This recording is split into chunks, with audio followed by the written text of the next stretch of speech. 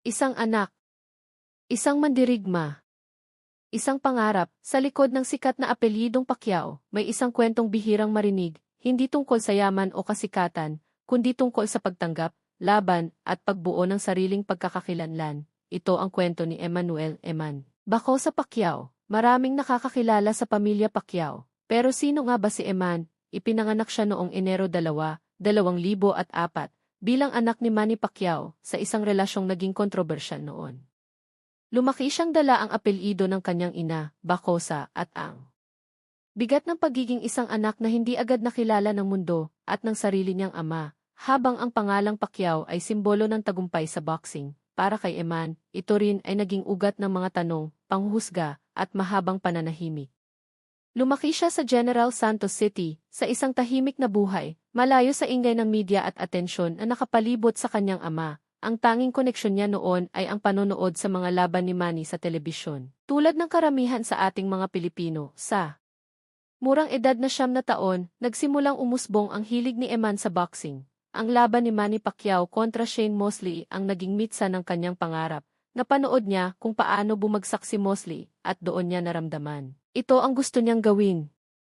Ito ang mundong gusto niyang pasukin. Ngunit ang daan patungo sa pangarap na ito ay hindi naging madali.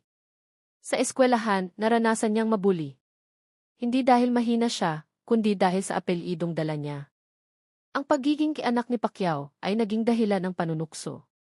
Sa halip na umatras at magpatalo, pinili niyang harapin ito. Ginawa niyang motibasyon ang pang-aapi para patunayan ang kanyang sarili. At sa Tagum City, ang kalaban niya, ang mismong bully na nang aasar sa kanya sa eskwelahan. Sa laban na iyon, nanalo si Eman. Ang premyo, 200 piso. Isang maliit na halaga kung tutuusin, pero para sa isang batang tulad niya, ito ay isang napakalaking tagumpay. Patunay na kaya niyang tumayo sa sarili niyang mga paa, sa loob at labas ng ring. Sa edad na 12, isang malaking pagbabago ang dumating sa buhay ni Eman. Lumipat siya sa Japan kasama ang kanyang ina. Ang desisyong ito ay hindi lang basta paglipat ng bansa. Ito ay paglipat sa isang bagong mundo ng disiplina, sakripisyo, at paghubog. Sa Japan, mas lumalim ang kanyang pagmamahal sa boxing. Doon niya naranasan ang istriktong training, ang kultura ng respeto, at ang kahalagahan ng tiyaga. Habang ang ibang bata ay naglalaro, si Eman ay nasa gift, paulit-ulit na nagsasanay, hinahasa ang bawat galaw at suntok. Ang Japan ang naging pundasyon ng kanyang pagiging boksingero, ngunit kasabay ng training ay ang mga pagsubok, ang pagiging malayo sa pamilya, ang pag-a-adjust sa bagong kultura, at ang mga personal na laban na hindi niya agad na ibahagi sa iba.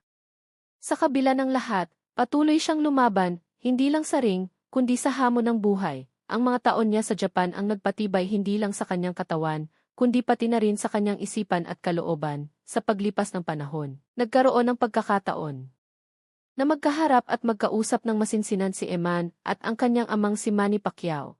Ito ay isang heart-to-heart talk, isang pag-uusap na hindi na para sa media o para sa publiko, kundi isang pribadong sandali sa pagitan ng isang ama at isang anak, isang pag-uusap tungkol sa pagtanggap, pagpapatawad, at pag-unawa. Mula noon, nagsimulang magbago ang lahat. Tinulungan ni Manny si Eman sa kanyang pag-aaral at sa kanyang pangarap sa boxing. At ang pinakamahalaga, opisyal na niyang ginamit ang pangalang Emmanuel Joseph Bacosa Pacquiao. Ito ay hindi lang basta pagdagdag ng apelyido.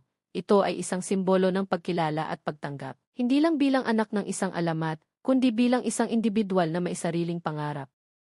Noong Setyembre 23, 2023, isang mahalagang araw ang dumating para kay Eman. Ginawa niya ang kanyang professional boxing debut sa ilalim ng Manny Pacquiao Presents, Blow Give Blow, ang resulta. Isang split draw. Hindi panalo, hindi talo. Pero sa laban na iyon, isang bagay ang naging malinaw, may potensyal si Eman. Ipinakita niya ang tapang at galing na hinubog ng maraming taon ng pagsasanay. Ilang buwan lang ang lumipas, noong Disyembre 15, 2023, muli siyang sumabak sa laban. Sa pagkakataong ito, nasa ringside ang kanyang ama, si Manny, para manood. At ang ipinamalas ni Eman ay hindi inaasahan ng marami. Isang mabilis at malakas na 32 segundong technical knockout. Isang panalong nagpakita ng kanyang bagsik. Inialay niya ang panalong iyon hindi para sa apelyido, kundi para sa pagpapatunay sa kanyang sarili. Noon, unti-unti nang bumubuo ng sarili niyang pangalan si Eman sa mundo ng boxing. Noong 2025, naging bahagi siya ng makasaysayang Thrilla in Manila 2, isang malaking event sa boxing. Dito, muli niyang ipinakita na kaya niyang manalo at magtagumpay, kahit wala ang anino ng kanyang ama sa bawat suntok. Ipinapakita niya na ang kanyang lakas ay galing sa sarili niyang sipag at dedikasyon. Pero ang pangarap ni Eman ay hindi lang umiikot sa loob ng boxing ring. Noong Nobyembre 2025, isang bagong pinto ang nagbukas para sa kanya. Opisyal siyang naging bahagi ng JMA Sparkle Artist Center, tanda ng kanyang formal na pagpasok sa mundo ng entertainment. Isang bagong yugto. Isang bagong laban. Mula sa pagiging isang boksinggero, handa na rin siyang harapin ang kamera at ipakita ang iba pa niyang talento. Ang kwento ni Eman Bacosa ay hindi isang kwento ng eskandalo o kontrobersya.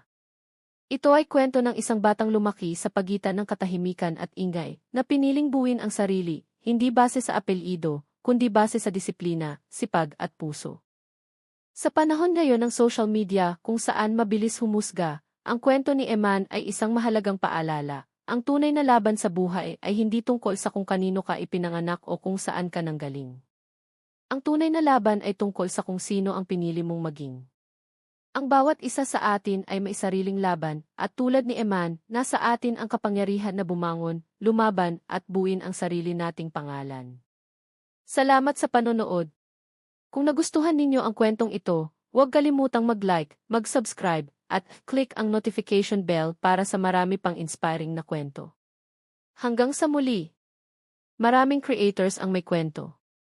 Maraming talento ang deserve mapansin. Sino ang content creator na gusto mong ma-feature namin next? Comment mo lang ang pangalan niya at kung bakit.